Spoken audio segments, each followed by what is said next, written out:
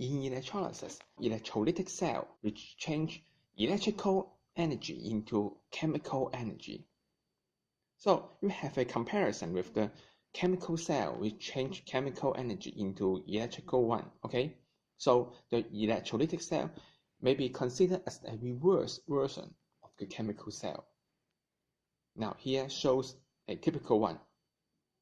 For all students, first of all, you should be able to label the positive and the negative terminal of the battery.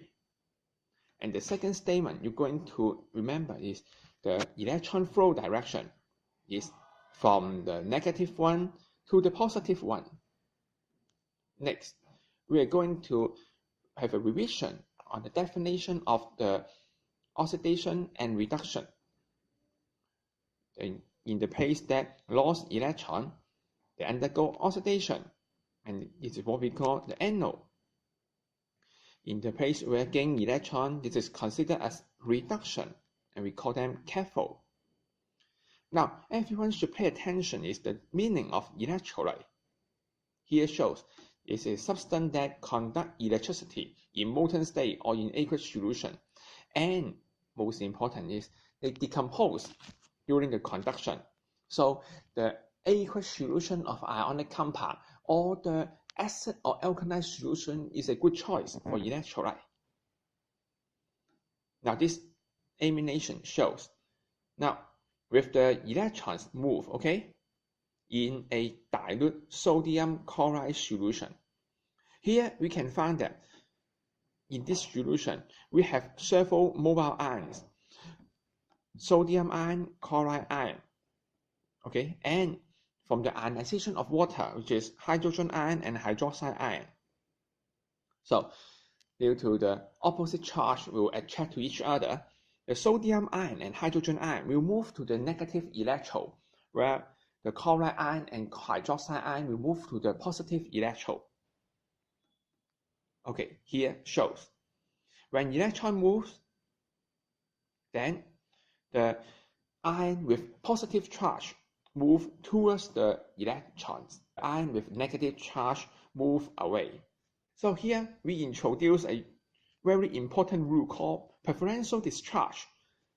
It has 3 factors to determine which ion will receive or lose electron during the process. The first one is concentration of ion. For those with higher concentration, they get higher chance to undergo discharge. This is especially important for anions because we have a very dilute sodium chloride solution. So hydrogen ion will gain electron and the hydroxide ion will lose electron. And here shows electron move down and hydrogen ion form hydrogen gas. At the same time, hydroxide ion will lose electron to form oxygen gas. And here we got the half equation at the anode and at the cathode. Finally, because the electrolyte is not consumed, well, we only use hydrogen ion and hydroxide ion, which is from water. So the sodium chloride solution will become more and more concentrated. The second point I want to emphasize is the pH change. Okay, so at the anode part, okay, which is on the right hand side, at the anode part, because hydrogen ion is consumed, so the pH value should increase, while on the cathode part, okay, hydroxide ion is consumed, so the pH value will decrease. Overall, the pH value will be unchanged.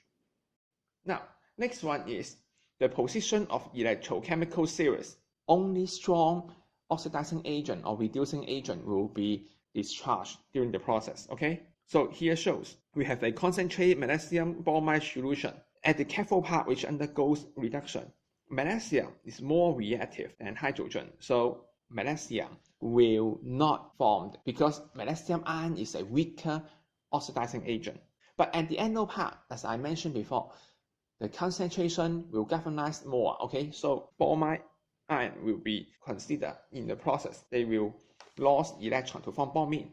At the third part of the preferential discharge, the nature of electron, we will talk about this more, okay? Here we have a few choices.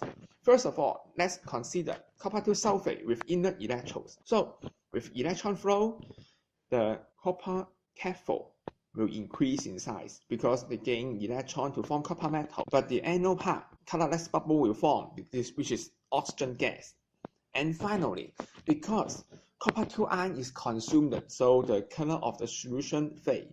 How about if we use copper electrode?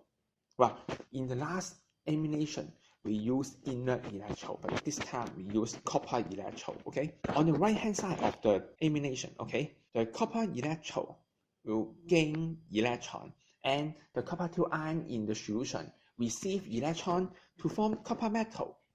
That's why on the right-hand side, the copper cathode increase in size. While on the left-hand side, the copper electrode lost electron. Because copper is a metal, they tend to lose electron. Copper-2 ion is formed, the copper anode reduces in size. Consider the half equations, okay, the anode and cathode, and the overall equations.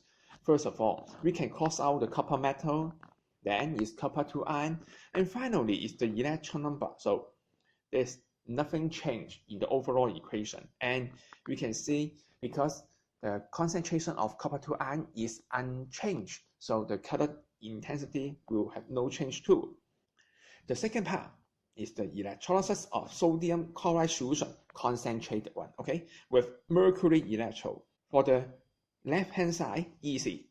The chloride ion, because higher concentration, they will lose electron to form chlorine gas. You can see in the pictures, okay, the mercury electrode, which is a liquid, okay, is in the bottom of the beaker, and we use a bare wire to conduct electricity. A sodium ion will try to gain electron to form sodium amalgam, just like our eliminations. At the end of this reaction, we can react the sodium amalgam with water. The equation is simple, just like what you have done in sodium metal react with water, okay? I have shown the equation here. So, mercury is formed again, and this can be recycled and reused again because mercury is very toxic. We try to not dispose it. Here shows sodium amalgam, okay, place it in water, and sodium ion and hydroxide ion is formed, and also along with the hydrogen gas. So the mercury is withdrawn again. That's the end of the preferential charge for the electrolysis part.